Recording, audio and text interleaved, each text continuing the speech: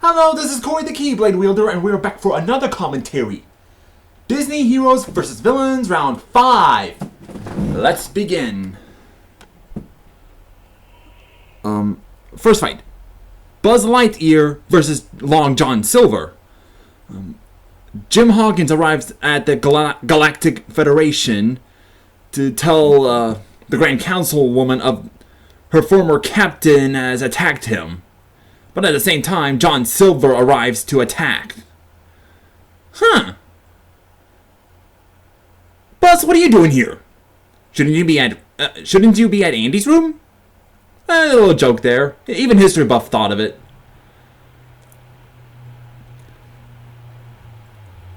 Looks like the pirates have arrived. And looks like John Silver is ordering his men that they attack now.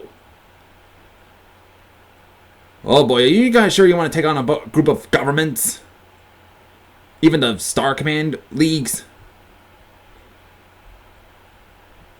Looks like Buzz is in an investigation knowing what's going on. Whoa, and just blow the door up while Buzz was behind it. Now it's gonna be a showdown. Hold on, it's just talking there. Looks like he's getting Silver under arrest. Oh boy, Scroop. Well, now there's a showdown! It's more like gunfights and laser fights. Guns, lasers fight. Laser, guns, lasers, and laser gun fights.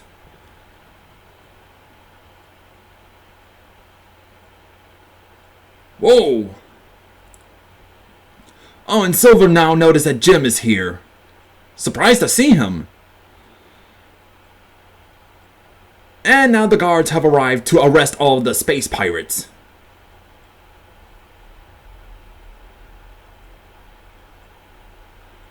Looks like John Silver is now under arrest, and now Buzz Lightyear wins along with the others. Next fight, Lady Tremaine versus Milo and Kida. In the description, now after that, Lady Tremaine has the wand of the fairy godmother. She's going to use it to get another princess to please the Horned King. And also Maleficent, probably.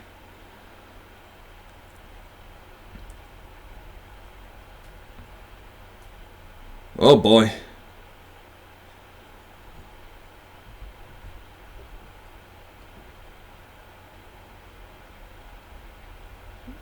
Looks like she's using the heart of Atlantis. Oh boy. And not only that, she used the wand to corrupt the heart of Atlantis to turn Kida into a crystal.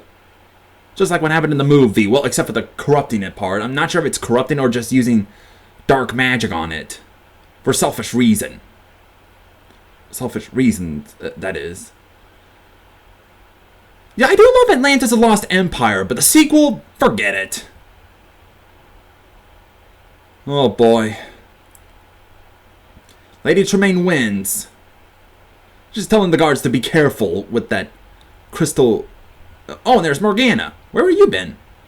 Next fight, Rourke versus Pocahontas. Okay, in the description, after Ratcliffe and his forces took over the native lands, and Ratcliffe is sending Rourke to capture any savages remaining.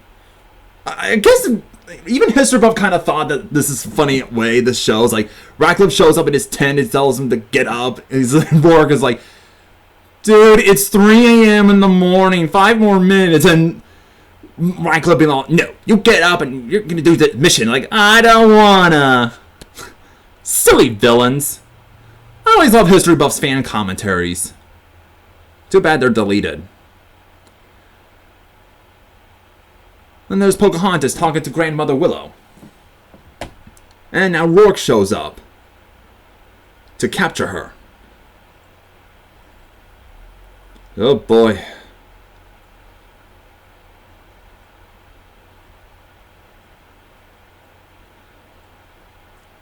Oh, now the tree's on. Did you just set Grandmother Willow on fire? And Pocahontas, are you ditching her?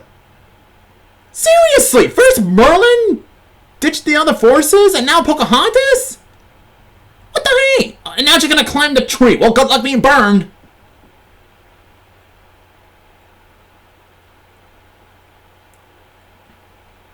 And John Smith to the rescue. Where did that giant boulder rock thing or whatever came from? What, are they actually in a cave? Is Grandmother Willow in the cave? Does she move from one tree to another or something?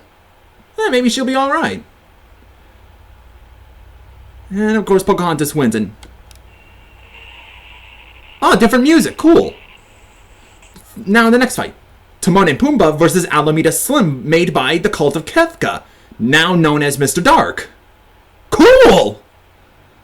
In the description, Pumbaa was out going bug hunting until he spots Alameda Slim, who is about to catch both Timon and Pumbaa. Dude, you're a cattle rustler. Shouldn't you be rustle cattle and not animals? Now it's a fight between these two, and the Timon and Pumbaa against the cattle rustlers. I actually like this fight. It's a pretty entertaining one. I wish I could put the volume up. I don't want to get copyright claim just in case. It's like nee nee nee nee nee. And Timon and Pumbaa wins. Slim, you could have had a chance to capture them. It was like Scar sees the whole thing. Next fight, Thomas O'Malley versus Edgar and Cruella DeVille. Description, Edgar has captured Duchess and her kittens, and O'Malley spots this, and it turns out Edgar is working for the devil woman named Cruella DeVille. Kind of interesting. I mean, in the movie, we never seen her against cats, but now in this tournament, we do. Is this like the Animal Cruelty Squad? Even History Buff kind of thought of that. I know you guys might say CK got it, but I'll probably go watch his CK's fan commentaries to know if he got inspiration of those names or not. Now it's a fight between Thomas and the Alley Cats against Edgar and Cruella DeVille. It's pretty clever.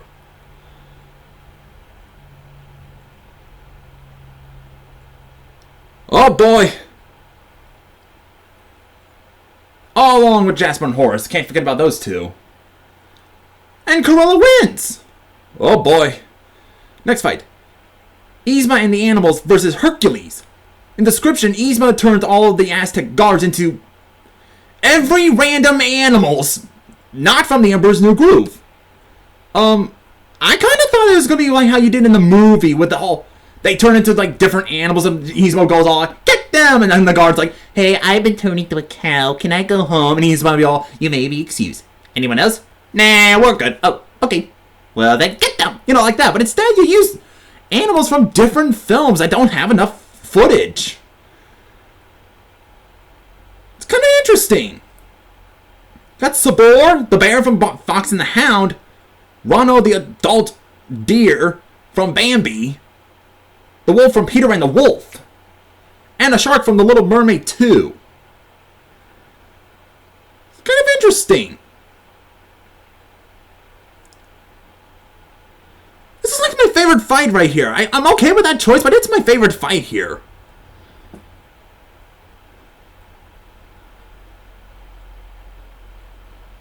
How is that shark being able to float in the ocean? Oh, in the air.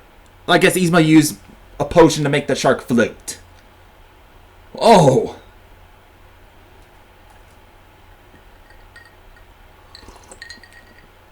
Oh. Oh, that's a good editing there. This is kind of a interesting part. Whoa! Phil knocked Ronno down! I know in Bambi 2 he was a young deer, but now... Are we not going to see Ronno? The actual Ronno? Just asking. Pegasus fighting against the wolf. Whoa. And Hercules wins, and the remaining animals the black bear from Fox and the Hound, and Sabor. Cool. And next fight. Mulan and the Beast versus Forte. Description, Mulan spots the Beast and... shouldn't you be freaked out that you spot a beast? He tells him that he's off to save Belle, but he also blurred out that he left a hunchback named Quasimodo with Forte, who's... But Mulan decides to save him, but the Beast still wants to save Belle. Next... Oh. Another change of music. Interesting use of the piano for a battle theme. Kind of fitting. Oh, poor Quasi. Can't we just use the footage where the gargoyles are trying to free Quasi from the chains? Just saying. He would have seen them entertain being struggle. Like, oh, you silly stone creatures. Like that. Oh, boy. It's like, holy crap! Yeah, and shot by an arrow. A cannon. Oh, good use of the footage. Oh boy. It's like Forte's really enjoying this. And until the Beast comes to the rescue. Because he decides to save Quasi first, then go save Belle.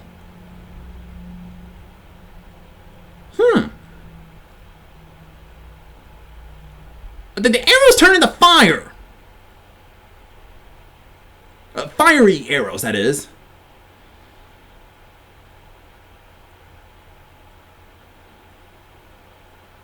Oh dear. Well, it looks like Quasimodo's gonna save the day. He's trying to break free from the chains. It's like Beast is going to that piano that's part of Forte.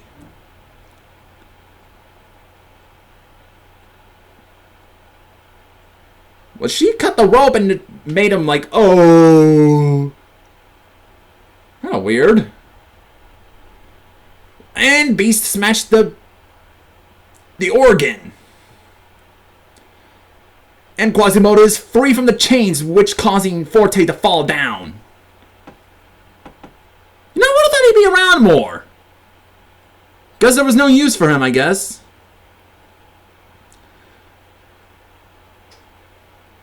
Whoa, and yeah, even History Buff when he thought that, what the hey?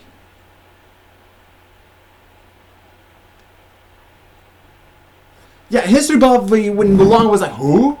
History Buff kind of thought there might be a shipping between Mulan and Quasimodo. He called it Mulanimoto. Silly animation, but it's kind of cute. Yeah, look at that. And of course, Beast apologizes to Quasimodo and... oh, Quasi's so forgiven. And he decides to team up. Okay, now for the epilogue. The native lands is still on fire, and Pocahontas asks... and John Smith decide to stop Ratcliffe to save the native land. But of course they ran into Denai. Now I remember. Who lost his brother from the bear. And decides to help them out. And Peter Pan, along with the Lost Boys, overhear that Robin Hood and Little John are planning a jailbreak for all the Disney characters along with their friends. And Peter Pan wants to help them out too, to get back at Frollo. Of course, Robin Hood accepts. Jailbreak! In the pound, Cruella and Medusa are in the pound where they captured all the animals. Even 99 puppies! Of course, they made it Queen Grimhilda. And, okay, History Buff also kind of... when Medusa did that, you know, like, eek! You know, that's a good editing. And Cruella be all, oh! Sorry if this was awkward. Of course, Painted Panic tells Hades that there are more recruits for Maleficent's forces. Roll call: Zira, Saluk, Marina Del Rey, and Saruja. I hate that guy. And Eric Hellstrom. He's okay. Of course, Aladdin, with the loss of Genie, and after Hercules' encounter with Yzma and the animals, Aladdin decides now it's a time to strike back at the villains. Milo gathers all of the Atlantean army, the Atlantean alliance or whatever, to go save Kida. Cool, now they're gonna save Kida. But yeah, here's where I kind of thought this was like, wait, this is gonna be a finale? You could have saved it for the finale. Yeah, that would have worked. And of course, the League of Extraordinary Gentlemen arrives to meet Lilo. I love Lilo and Stitch. Turns out Lilo was the one who wrote the letter, and I love Lilo's reaction. Like, wait, you guys are mice? Like, yeah, we're mice, but we're good at being heroes. Yeah, she tells, yeah. But of course, Basil thinks that Stitch's abduction might be cause of Ratican. Huh. Okay.